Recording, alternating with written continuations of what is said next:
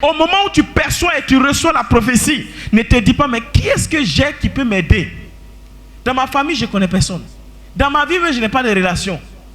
De qui ça va venir? Quand tu as de telles pensées, tu es semblable à l'officier du roi. Pourquoi l'officier du roi n'a pas cru? Parce qu'il se disait, c'est pas possible. Qui on a? Qui peut faire ça pour nous? De qui ça peut venir? Il n'a pas regardé du fait que cette parole venait de l'Éternel. Parce que Élisée a dit, ainsi parle l'Éternel. Si tu n'as personne pour le faire, l'Éternel qui l'a parlé, qui l'a dit, a la capacité de le faire. Il peut susciter n'importe qui pour produire la providence dans ta vie. Dis Amen. Si Dieu te dit que cela est possible, crois parce que c'est possible. Si Dieu dit ça va arriver, crois parce que ça va arriver. Si tu n'as personne dans ta famille, Dieu a une famille pour toi, de laquelle il peut susciter des choses extraordinaires pour toi. Crois en la puissance de la parole de Dieu. Dis Amen avec moi. Je commande et je déclare sur ta vie.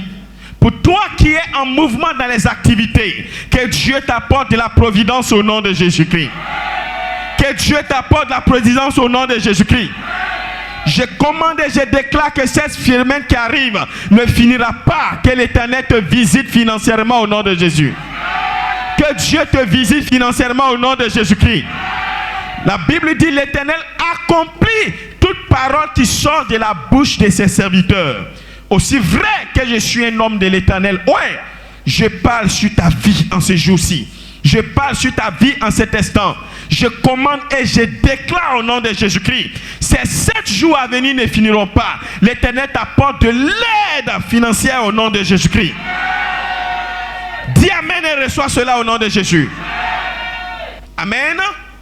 Dis encore Amen. Et c'est ce que l'homme de Dieu a dit. Il parlait à des personnes qui ne savaient pas comment est-ce que le soutien allait venir. Mais la parole de Dieu est plus que suffisante.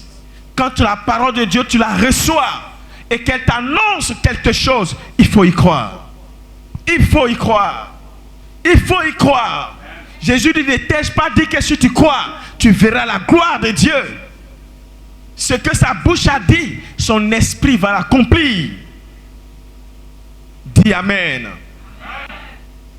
Quand la prophétie va sonner et que l'officier du roi va douter, Élisée va lui dire, tu doutes, toi tu ne verras pas cela.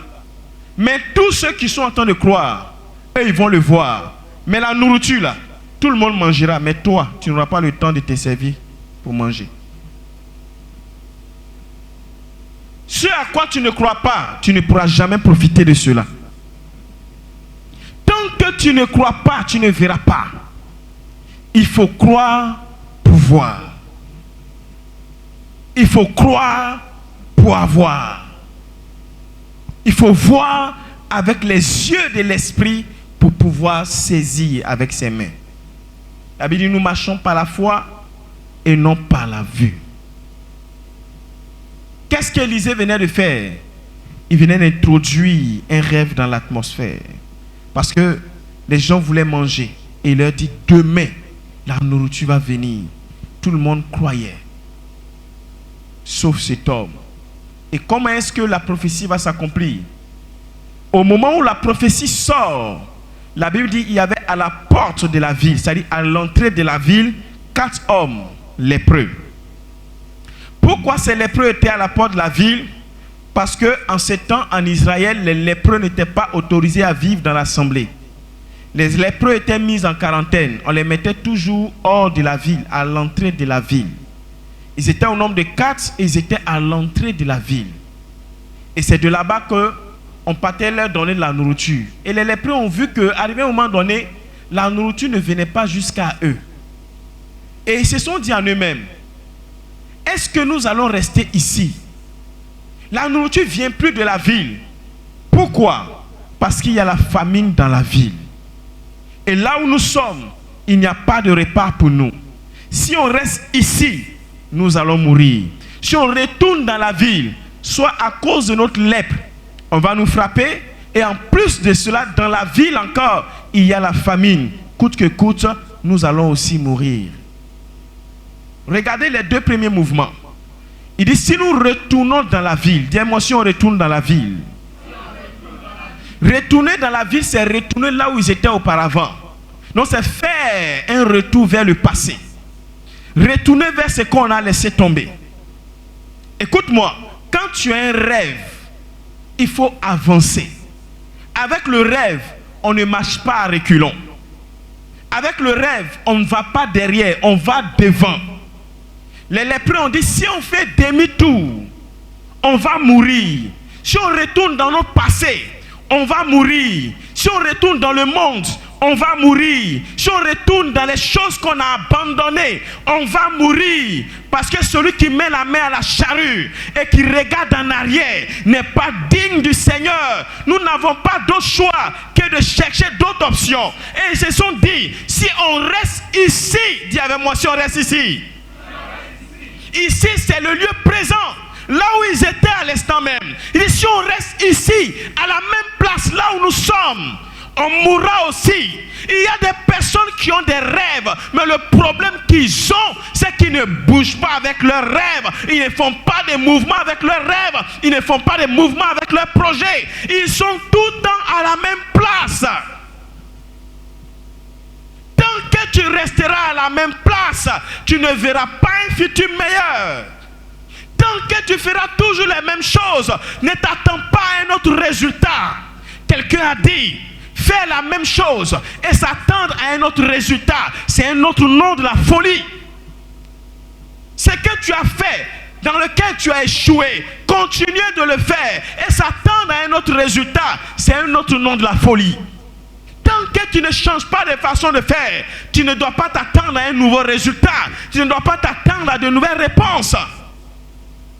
Tu as ton rêve, mais tu fais quoi à la même place? Tu fais quoi dans le même lieu? Tu fais quoi à faire toujours la même chose alors que tu sais que tu as un objectif à atteindre? Quand tu fais la même chose que ça ne va pas, change de stratégie, bouge. Dis avec moi, bouge. Ton rêve n'a pas de problème, mais tu as un problème de mouvement. Tout ce qui ne croit pas meurt. Tout ce qui ne vit pas reste statique. Il dit, si on reste ici, là où nous sommes habituellement, là où on nous a mis, là où on nous a positionnés, étant donné qu'il y a la famine dans le passé, dans la ville, si nous restons ici, on mourra. Non, il n'y a pas de place pour le passé, il n'y a pas de place pour le présent constant. On est resté ici un temps, mais il faut qu'on cherche à avancer. Si on reste ici, on va mourir. Dis à quelqu'un, s'il reste ici, il va mourir. Écoutez-moi très bien. Quand ces hommes ont compris que rester à la même place allait leur créer des problèmes, ils vont changer d'attitude. Dans le livre de 2 rois, dans le livre de 1 roi, autant pour moi, chapitre 17, nous voyons là-bas l'histoire d'Élie. Dis-moi Élie. La Bible dit Élie était un homme de foi. Par sa foi, il prophétisa que la sécheresse allait arriver. Vous voyez, les 2 saisons sont toujours des saisons de sécheresse. Quand Élie prophétise la sécheresse, Dieu va s'adresser à lui pour lui dire, va te cacher au réservoir de Siloé. Non, au torrent de Kérit. Va te cacher au torrent de Kérit. Élie va se lever et il va aller au torrent de Kérit. Il va rester là-bas. En ce lieu-là, Dieu va l'envoyer un corbeau, sinon des corbeaux, qui vont le nourrir matin, midi et soir avec du pain et de la viande.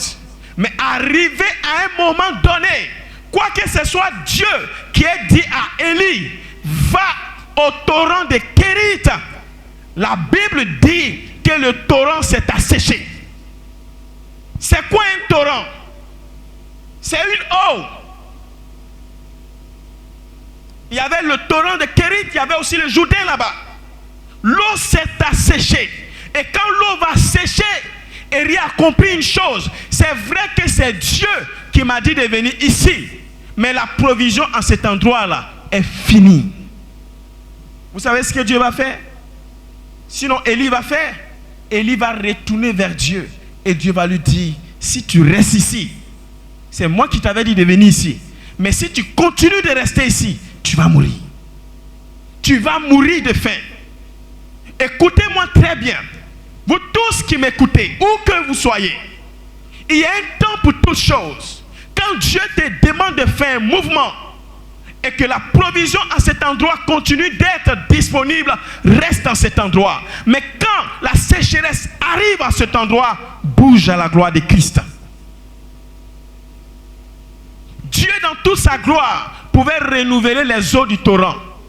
Mais Dieu ne l'a pas fait. Il a dit à Élie, le torrent a séché. Quitte ici.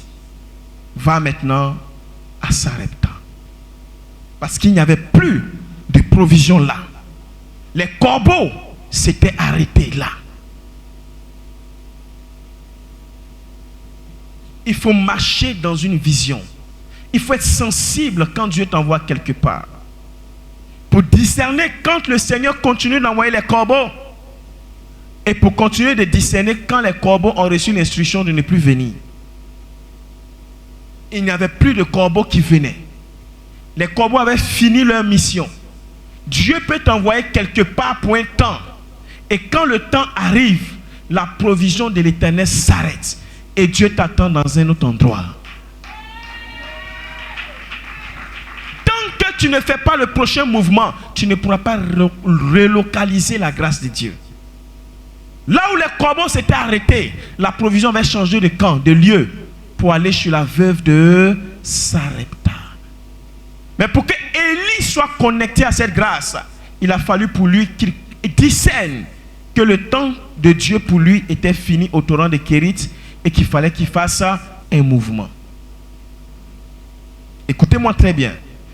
Quand Dieu t'envoie quelque part, il assure toutes choses. Quand ton heure finit dans cet endroit, la sécheresse prend la place. Quand Dieu t'envoie quelque part, que tu ne le sens plus avec toi, c'est que Dieu t'a dévancé pour aller ailleurs. Interroge le Seigneur pour savoir où il t'attend, pour aller le trouver. Sinon, tu vas mourir là. Il y a des endroits dans lesquels plusieurs personnes se trouvent. En réalité, Dieu n'est même plus dans cet endroit. Le Seigneur a quitté ces lieux-là. Est-ce que Dieu parle à quelqu'un, hein? Ce fut un temps dans la Bible où on trouvait Dieu sur la montagne. Arrivé à un moment donné, Dieu a quitté la montagne. Il est descendu dans l'arche de l'Alliance. Après, il a quitté l'arche de l'Alliance. Il est rentré dans le temple physique. Il a quitté le temple pour rentrer en nous-mêmes. Dieu en nous, l'espérance de la gloire. Toi qui iras sur la montagne pour aller chercher Dieu, tu ne le trouveras pas. Parce que Dieu a changé de lieu. Bouge! Bouge, mon frère. Et les lépreux se sont dit, c'est ici on nous avait mis. Et en cet endroit-là, à la porte de la ville, la nourriture venait nous trouver. Mais depuis un certain temps, il n'y a plus de provision. Parce que là où la nourriture quitte là, il y a la famine là-bas. Si on va là-bas, on ne nous donnera pas à manger, on va mourir. Si on reste ici, la nourriture ne viendra pas non plus, on mourra. On n'a qu'une seule alternative. On n'a qu'une seule alternative. La seule alternative, c'est que nous faisons un pas en avant. Nous fassions un mouvement vers l'avant. Si on avance, il y a de fortes chances. Si on ne meurt pas, on va vivre. Tous ceux qui avancent rencontrent la vie en route. Mais ceux qui restent à la même place finissent par mourir.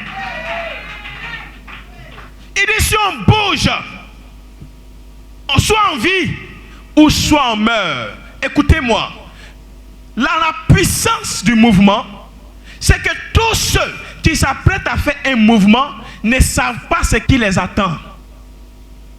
Dans le mystère des mouvements, tu ne sais pas ce qui t'attend. Il y a beaucoup de personnes qui ont reçu l'appel de Dieu, mais qui malheureusement ne deviendront jamais des pasteurs, des prophètes, des apôtres, des docteurs, des évangélistes.